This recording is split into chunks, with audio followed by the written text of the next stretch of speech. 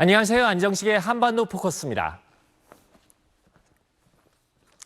북한이 지난달 28일 날 러시아 파병을 공식화했습니다. 지난해 10월에 파병을 시작했으니까 7개월 만입니다. 북한은 발표문에서 북한군의 성과를 높이 평가했는데요. 오늘 여기서 살펴보려고 하는 부분은 북한이 밝힌 러시아 파병의 이유입니다.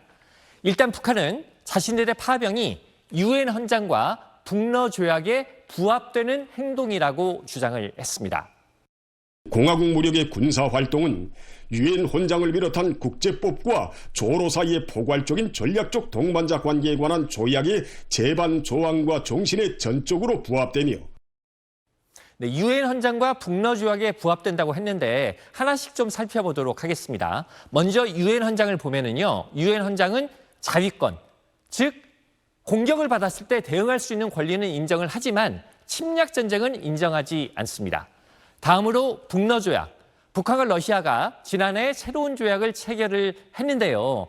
이 조약의 제4조를 보면 자동 군사 개입 조항이 있기는 합니다만 일방이 무력 침공을 당하면 다른 쪽이 군사 원조를 제공하도록 돼 있어서 문구상으로만 보면은 침략 전쟁을 한 경우에는 도와주지 않게 돼 있습니다. 그렇다면 북한은 왜 러시아가 침략을 한 전쟁에 파병을 한 게 유엔 헌장과 북러 조약에 부합한다고 얘기를 했을까요? 북한 주장은 이렇습니다. 지난해 8월에 우크라이나가 러시아 쿠르스크 지역을 공격을 했죠. 그래서 이 부분만 떼어놓고 보면 러시아가 일종의 침략을 당한 거다. 즉 러시아가 무력 침공을 당했기 때문에 도와주기 위해서 파병을 했다라는 게 북한의 주장입니다. 물론 북한 주장은 억지에 불과합니다. 러시아 우크라이나 전쟁은 누가 뭐래도 러시아의 침략 전쟁이기 때문에 러시아를 도와주는 건 전쟁 범죄에 동참하는 것이고요. 유엔 안보리 결의안은 북한과의 일체 군사 협력을 금지하고 있기 때문에 북한이 러시아에 파병을 하고 무기를 지원한 건 국제법 위반입니다. 북한의 러시아 파병은 북한과의 일체의 군사 협력을 금지한 다수의 안보리 결의들에 대한 위반입니다. 유엔 안보리 결의에 따르면 북한과 모든 종류의 무기 거래, 군사 무기 관련 금융 거래, 기술 훈련, 자문, 용역, 서비스 교환을 금지하고 있습니다. 이제 관심은 북한군의 파병이 앞으로 어떻게 전개될 것인가 하는 점입니다. 앞서 살펴본 것처럼 북한은 러시아가 침공을 당해서 이걸 도와주기 위해서 파병을 해서 도와줬다 이렇게 주장을 하고 있기 때문에 러시아의 지역, 즉 쿠르스크가 탈환된 현재는 북한군의 파병 목적이 어느 정도 달성됐다고 볼 수 있습니다. 그래서 이런 맥락으로 보면 북한이 우크라이나 영토까지 들어가서 전쟁을 벌일 가능성은 좀 낮아 보이기는 합니다. 물론 전쟁이 아직 끝난 건 아니기 때문에 북한군이 바로 철수하지는 않겠습니다만 북한군의 역할이 앞으로 어떻게 변화할지 지켜볼 대목인 것 같습니다. 북한이 파병을 공식화하면서 한 가지 더 주목해야 할 점은 북한이 참전국이 되면서 우크라이나에 붙잡힌 북한군 포로의 송환을 요구할 가능성이 생겼다는 점입니다. 교전 중에 붙잡힌 포로는 전쟁이 끝나면 본국으로 송환해야 된다라는 국제법 조항이 있기 때문인데요. 다만 지금 북한군 포로는 송환이 되면 심각한 인권 침해를 당할 우려가 크기 때문에 국제법의 예외 조항을 활용을 해서 북한군 포로를 우리나라로 데려오는 노력을 해야 될 것 같습니다. 지금까지 한반도 포커스였습니다. 안녕하세요. 안정식의 한반도 포커스입니다. 김정은 총비서의 딸 김주혜의 공개 활동이 최근 들어서 크게 줄었습니다. 2025년도 벌써 이제 4월이 다 지나가고 있는데요. 올해 들어서 지금까지 김주혜가 공개 활동을 한 게 딱 4번에 불과했습니다. 이렇게 공개 활동 횟수가 줄어든 것뿐만 아니라요. 북한 매체들이 보도에서 김주혜의 노출을 줄이려는 움직임도 포착이 되고 있습니다. 대표적인 것이 지난 3일에 있었던 김정은의 화성지구 중요 봉사시설 운영 실태 시찰입니다. 당시 북한 매체들은 사진 10장을 공개를 했는데요. 이 가운데 김주혜가 나온 사진은 딱 한 장에 불과했습니다. 지난해의 경우 김주혜가 김정은의 현지 지도에 동행을 했는데 북한 매체들이 일부러 보도에서 누락시킨 경우도 있었습니다. 김정은은 지난해 5월에 600mm 초대형 방사포들의 일제 사격 훈련을 참관을 했는데요. 공개된 사진에서 김주혜의 모습은 나오지 않았지만 한 장의 사진에서 김주혜가 모니터 화면에 비친 모습이 포착이 됐습니다.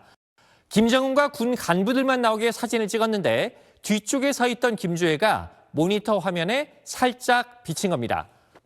북한 매체들이 실수로 김주혜의 모습을 누락시켰을 가능성은 없는 만큼 북한 당국이 의도적으로 김주혜의 모습을 감췄다 이렇게 볼 수가 있는데요. 그렇다면 김주혜의 위상에 이상이 생긴 걸까요?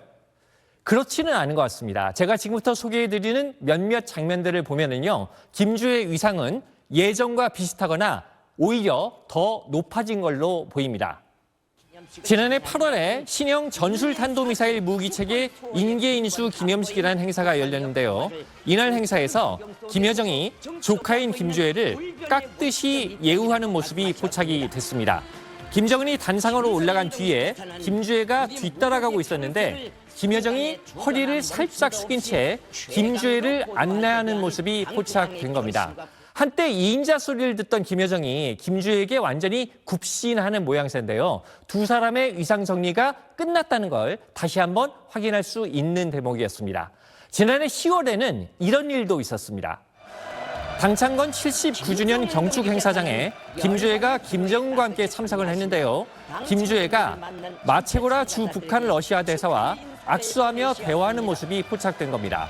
이제는 초보적인 외교 행위까지 하고 있다라고 볼 수 있는 대목입니다. 한 가지 더 소개를 해드리면요. 지난 15일에 있었던 일인데요. 이날 평양에서 화성지구 3단계 1만 세대 살림집 준공식이 열렸는데 공식 행사가 끝난 뒤에 연단에서 내려온 김정은이 준공식장에 나온 평양 시민들과 악수를 하며 접촉을 하고 있었습니다. 그런데 김주혜도 뒤편에서 평양 시민의 손을 잡아주고 말을 건네는 모습이 포착된 겁니다. 이제 12살 내지 13살에 불과한 김주혜가 주민들을 격리하고 있는 건데요. 지도자의 행동 양식을 배워가고 있다는 걸 알 수가 있습니다. 지금까지의 상황을 종합해보면 이렇습니다. 김주혜의 공개활동 보도는 줄었지만 김주혜는 여전히 후계 수업을 받고 있습니다. 다만 북한 당국이 김주혜의 노출 빈도를 줄이려는 모습을 보이고 있는데요. 이거는 북한 주민들의 수용도를 고려한 것으로 보입니다. 아무리 독재 체제지만 어린아이를 벌써부터 데리고 다니면서 후계자로 자리매김하는 데 대해서 북한 주민들의 감정이 그리 좋지는 않을 것이기 때문에 북한 당국이 일부러 수위 조절을 좀 하고 있다. 이렇게 봐야 될 것 같습니다. 지금까지 한반도 포커스였습니다. 안녕하세요. 안정식의 한반도 포커스입니다. 지난 1월에 북한에서는 비서국 확대 회의라는 게 열렸는데요. 이 회의에서 일부 간부들이 신랄하게 비판을 받았습니다. 남포시 온천군의 당 간부들은 음주 접대를 받았다는 이유로 자강도 우시군의 농업감찰기관 간부들은 권한을 악용해서 인민재산을 침해했다는 이유로 비판대에 올랐습니다. 사건의 주모자 가담자들은 지도 간부로서의 초보적인 자격도 없는 썩어빠진 무리, 방자한 오합지졸의 무리들이라는 것을 명백히 보여주고 있습니다. 북한은 온천군 당위원회와 우시군 농업감찰기관을 해산하는 초강력 조치를 취했고 관련 간부들에 대한 엄정한 처리가 이뤄질 거라고 밝혔습니다. 김정은이 참석한 회의에서 이런 비판을 받았으니까 관련 간부들과 가족들은 정치범 수용소로 끌려가는 수준의 혹독한 처벌을 받았을 걸로 보이는데요. 아직도 관련자들에 대한 검열이 계속되고 있는 걸로 알려졌습니다. 그런데 이 과정에서 김정은의 최측근이라고 할 만한 사람이 사라졌습니다. 바로 조용원 노동당 조직 담당 비서입니다. 이 조용원은 김정은이 현지 지도를 할 때마다 거의 빼놓지 않고 수행하던 최측근 인사인데요. 지난달 1일에 지방공업공장 착공식에 참석했다는 보도가 나온 이후로 40일 넘게 공개석상에서 사라진 상태입니다. 우리 정부 당국자는 조용원이 지금 자숙 중이다. 쉽게 말해서 근신 중이라고 밝혔는데요. 조용원이 조직 담당 비서다 보니까 노동당 조직을 총괄하는 업무를 맡고 있거든요. 그런데 당 간부들의 기강문란 행위가 발생하다 보니까 일종의 지휘 책임을 지고 지금 근신 중인 걸로 보입니다. 조용원은 김정은의 최측근으로 성장하기까지 정말로 김정은에게 충성을 다했는데요. 제가 몇 가지 장면을 좀 보여드리면 2023년 8월에 김정은이 강원도 안병군의 농장들을 시찰했을 때의 모습입니다. 김정은은 당시에 태풍 피해를 입은 논들의 복구 상황을 살펴보기 위해서 이곳을 방문했는데요. 자세히 보시면 조용원이 신발 없이 양말을 신은 채로 김정은을 수행하고 있는 걸 볼 수가 있습니다. 양말을 신은 채 논에 들어갔다 왔는지 양말은 물론 양복 바지까지 진흙에 젖은 모습인데요. 전혀 신경 쓰지 않고 김정은 말을 한마디다로 놓칠세라 고군분투하는 모습을 볼 수가 있습니다. 그야말로 양말 투혼을 보여줬다, 이렇게 말할 수도 있을 것 같은데요.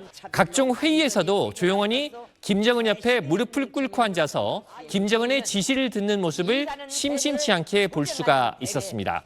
이렇게 충성을 다했습니다만 조용원은 현재 벌을 받고 있는 상태인데요. 혁명화나 숙청까지 가지 않은 걸 보면 조만간 다시 복귀할 가능성이 있어 보이기는 합니다만 아무리 측근이라도 언제 어떻게 될지 모른다는 점에서는 김정은의 하수인 중에 하나에 불과한 것 같습니다. 김정은으로서는 간부들의 이런 불안감을 활용해서 충성을 유도하고 통제를 하는 것일 텐데 이렇게 볼 부분이 있습니다.